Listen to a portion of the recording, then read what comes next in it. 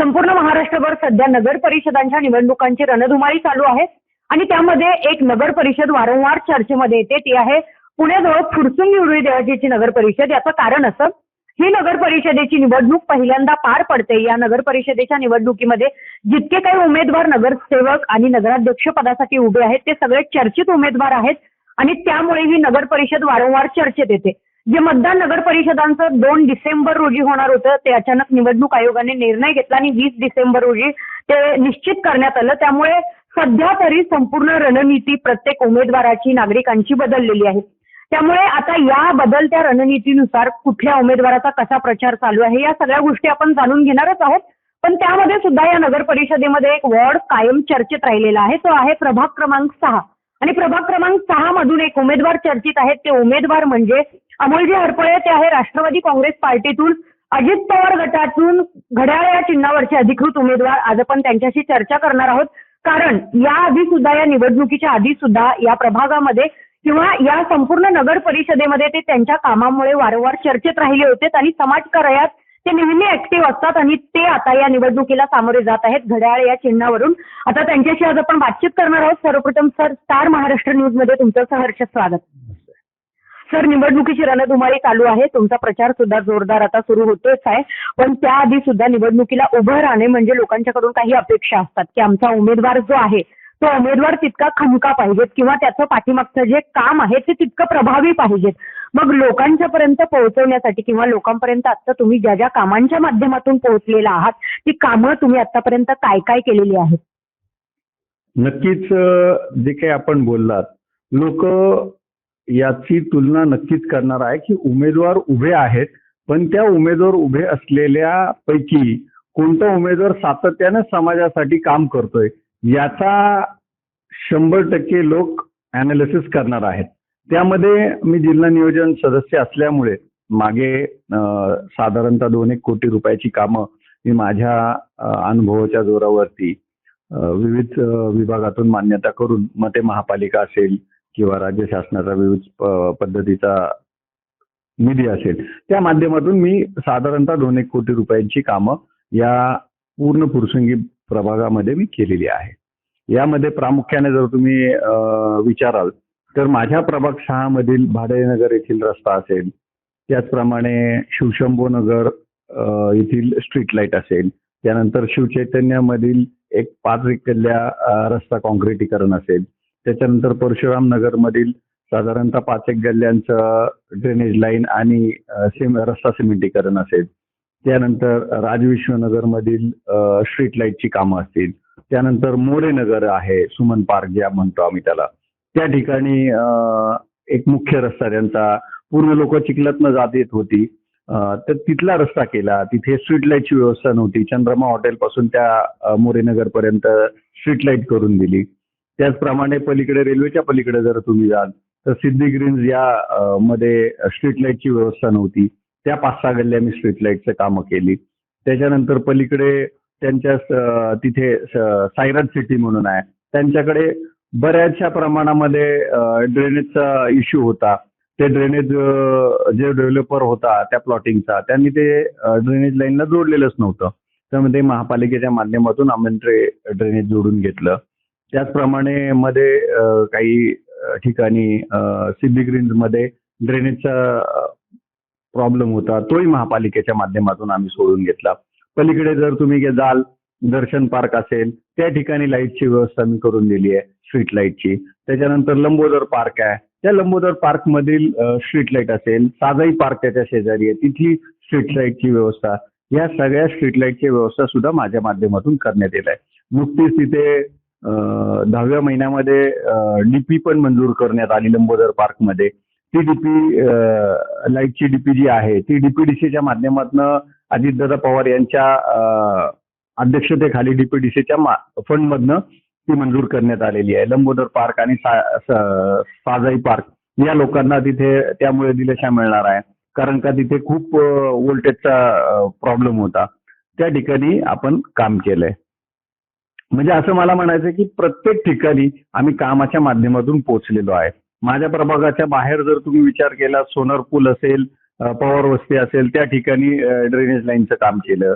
त्यानंतर रामचंद्र अण्णा हरपळे नगर येथील रस्त्यांची कामं केली. वारंवार सातत्यानं हा जो काही मुख्य रस्ता आहे, वडकी रस्ता असेल, पवारआळीतील रस्ता असेल किंवा जय भवानी चौकातला रस्ता असेल किंवा फुरसुंगीचा भैरोबा मंदिर, महादेव मंदिर येथील रस्ता असेल, हरपळे येथील रस्ता असेल, खंडोमामाळा येथील रस्ता असेल, सातत्यानं याच्यावर जे काही खड्डे सातत्याने असतात त्या रस्त्यावर सातत्यानं महापालिकेच्या माध्यमातून आम्ही डांबरीकरण करण्याचा प्रयत्न केलेला आहे आणि आजही ते अविरतपणे करतोय. आणि बाकी छोट्या छोट्या गोष्टी आहेत, कोणाच्या स्ट्रीट लाईट बंद असतात, कोणाच्या गल्लीमध्ये काही इश्यू आहेत, त्या सगळ्या सॉर्ट आउट करण्याचा विषय आहे. महत्वाचा प्रश्न आहे पाणी योजनेचा. एमजीपीच्या माध्यमातून जी काही पाणी योजना झाली त्याला बरेच वर्षी पाईपलाईन टाकून झाल्या, सगळं काही झालं. बऱ्याच लोकांनी तिथे कनेक्शन जरी घेतले, त्या कनेक्शनवरनं पण गदारोळ झाला. काही लोकांनी पैसे अनावश्यक जास्त घेतले, 2-2, 3-3 हजार रुपये एका कनेक्शनचे घेतले, अशी तक्रार लोकांच्या बऱ्या मोठ्या प्रमाणामध्ये आहे. मग त्या सगळ्या गोष्टींवरती नुसतंच ते कनेक्शन घेऊन ठेवले होते, पण त्या ठिकाणी वॉल बसले नाही तर ते पाणीच सुनियोजितपणे जाणार नाही सगळ्या लाईन्सला. म्हणून महानगरपालिकेचे मोराळे साहेब असतील, घरत असतील, यांच्या मागे लागून काकडे कॉन्ट्रॅक्टर यांना ते काम मिळालंय.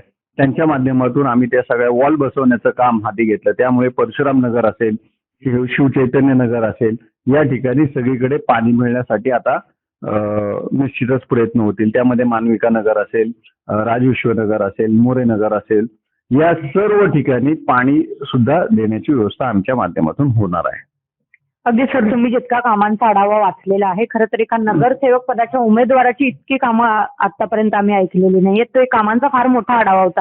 पण इतकी सगळी कामं करणं म्हणजे थोडे ना थोडे कधीतरी प्रॉब्लेम्स येतात किंवा काही ना काहीतरी अडथळे येतात. तर कधी अशा अडथळ्यांना तुम्हाला कामाच्या दरम्यान सामोरे जावं लागले का? नक्कीच अडथळा मला मोठा आला तो मानविका नगर असेल, परशुराम नगर असेल, त्यानंतर राजविश्वनगर असेल आणि सुमन पार्क म्हणजेच मोरे नगर असेल.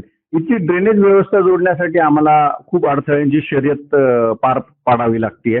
मध्यंतरी मी त्या मानविका नगर असेल आणि परशुराम नगर येथील इथे ड्रेनेजची व्यवस्था करण्यासाठी निधी मंजूर करून घेतला होता.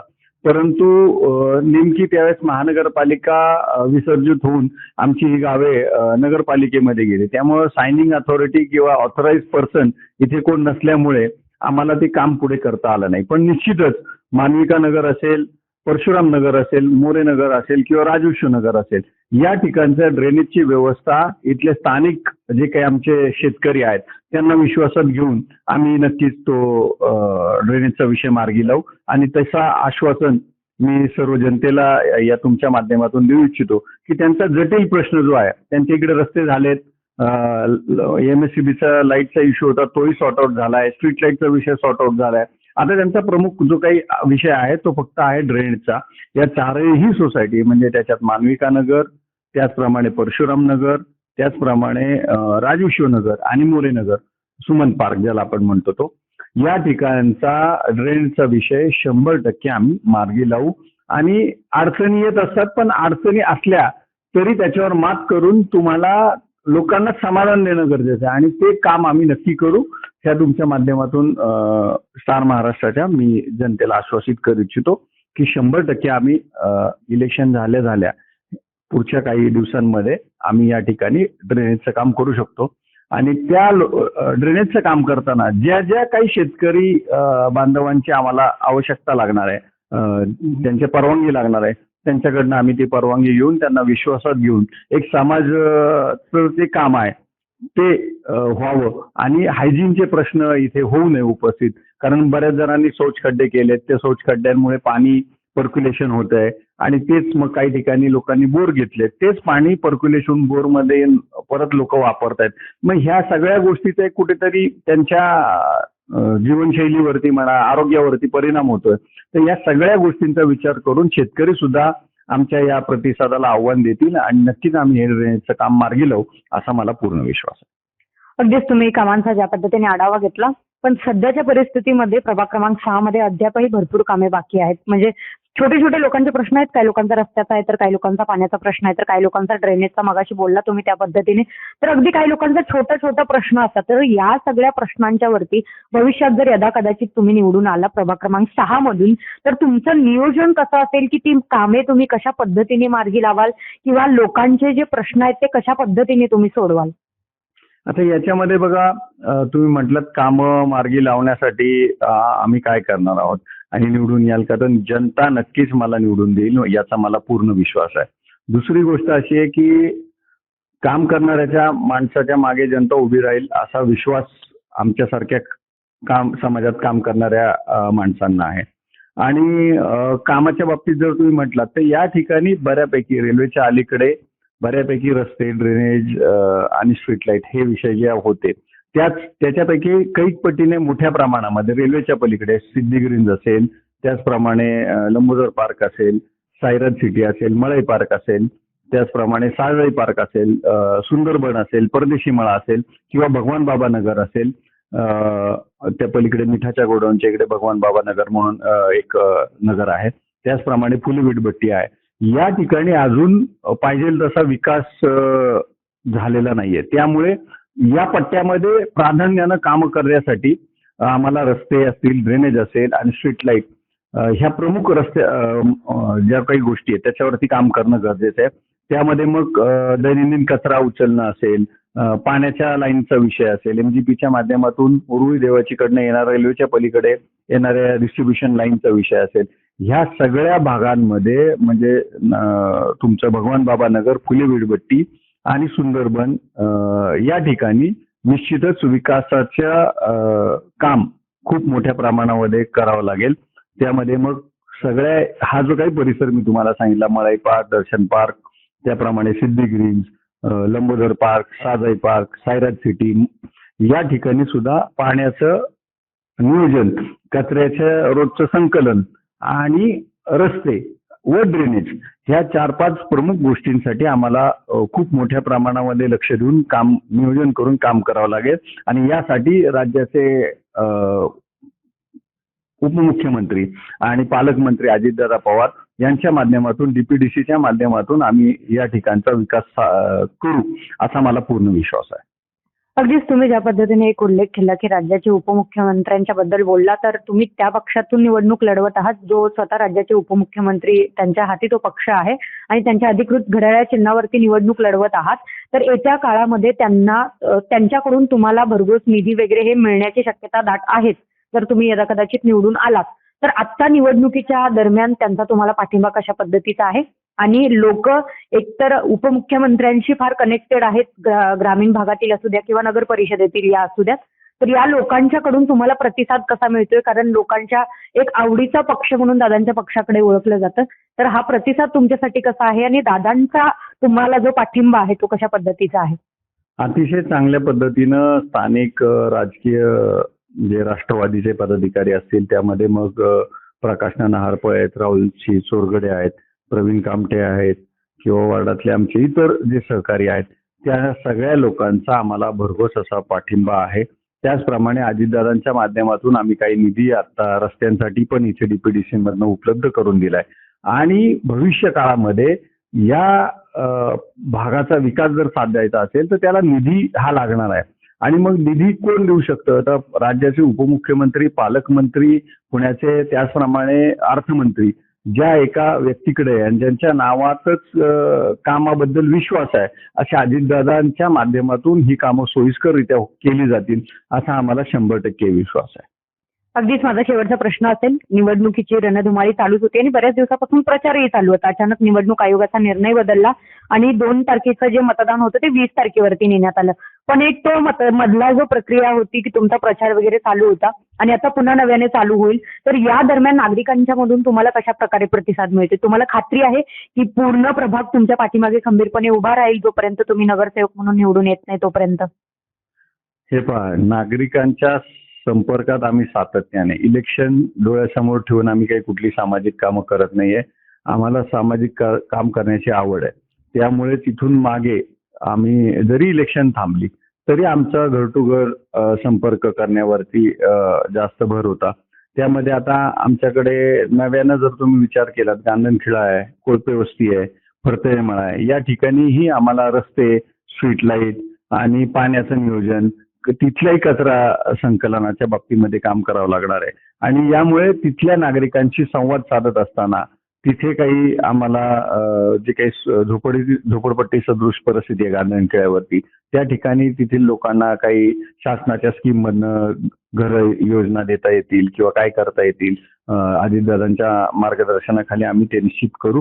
आणि सातत्यानं संपर्कात असलेला माणूस असल्यामुळे मला वाटत नाही की काय अडचण येईल. आणि निश्चितच अजितदादांच्या कामावरती आणि आमच्या संपर्क आणि काम या दोन्ही गोष्टींवरती लोक विश्वास ठेवतील आणि राष्ट्रवादी काँग्रेस पक्षाच्या सर्व उमेदवारांना या नगर परिषदेमध्ये भरघोस मतदान करून लोक राष्ट्रवादी काँग्रेसचा झेंडा या नगर परिषदेवर फडकवतील, याबद्दल मला तीळ मात्र शंका नाही. यामध्ये नगर अध्यक्षाचे उमेदवार आमचे संतोषजी सरवदे असतील किंवा माझ्या सहकारी माझ्या प्रभागामध्ये असणाऱ्या वंदनाताई पुणेकर असतील, या सुद्धा सगळ्यात जास्त मताधिक्याने आम्ही निवडून येऊ, याच्याबद्दल आम्हाला शंका अजिबात नाहीये. कारण का लोकांचा मिळणारा उदंड प्रतिसाद हा प्रत्येक ठिकाणी माणूस ज्यावेळेस व्यक्त होतो त्यावेळेस तो बोलतो, त्यावेळेस तो सांगतो की बाबा दादा तुम्ही इथे काम कुठल्याही पदावर नसताना कामं केलीत, तुमच्यासारखा नेता, तुमच्यासारखा प्रतिनिधी आम्हाला नक्कीच आवडेल. आणि मग तुमच्यासारखा प्रतिनिधी तिकडे गेल्यानंतर आमची कुठलीच अडचण राहणार नाही, असा लोकांनाच विश्वास आहे. त्यामुळे तुम्ही जो प्रश्न केलात की यदा कदाचित नाही, मी 100% तुम्हाला सांगतो की मी या निवडणुकीमध्ये जिंकूनच येणार आहे आणि राष्ट्रवादी काँग्रेस पक्षाचा झेंडा या नगर परिषदेवरती 100% लागणार आहे, असा मला पूर्ण विश्वास आहे. अगदी सर, खूप खूप धन्यवाद. निवडणुकीची रणधुमाळी चालू आहे आणि त्यामध्ये तुम्ही वेळात वेळ काढून आम्हाला मुलाखत दिली त्याबद्दल. नेमकं या नगर परिषदेच्या निवडणुकीमध्ये होतं काय, प्रभाग क्रमांक 6 मधून कोण निवडून येतं आणि अमोल हरपळे ज्यांच्याशी आपण चर्चा केली ते निवडून येतात काय, हे सगळं पाहणं महत्त्वाचं ठरणार आहे. आणि निवडणुकीच्या या रणधुमाळीमध्ये प्रत्येक दिवशी प्रत्येक प्रभागामध्ये नेमकं काय काय होतं हे सगळं आपण जाणून घेणार आहोत. जर तुम्हाला हे सगळं जाणून घ्यायचं असेल तर पाहत राहा स्टार महाराष्ट्र न्यूज. नवनवीन घडामोडी पाहण्यासाठी स्टार महाराष्ट्र न्यूजला सबस्क्राईब करा आणि ताज्या बातम्यांचे अपडेट मिळवण्यासाठी बेल आयकॉनला प्रेस करा आणि परिपूर्ण बातमीबरोबर रहा, इतरांपेक्षा एक पाऊल पुढे.